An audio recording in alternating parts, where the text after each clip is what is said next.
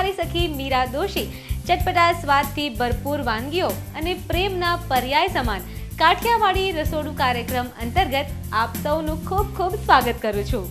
સખી દર્શકો, તમારો પારસ્પરિક પ્રેમ વધારે ગાઢ બનાવવા અને તમારા જીવનનું યોગ્ય ઘડતર કરવા માટે કાઠિયાવાડી બાપુની ટિપ્સ તમને મદદરૂપ થશે, તો જલ્દીથી લઈ લો આ ટિપ્સ। એવું કહેવાય છે ને કે કરકસર એ માણસની બીજી આવક છે, તો આજે છે ને હું તમને એક ફાયદાવાળી વાત કહું। બાપુની વાત છે, યાદ રાખજો।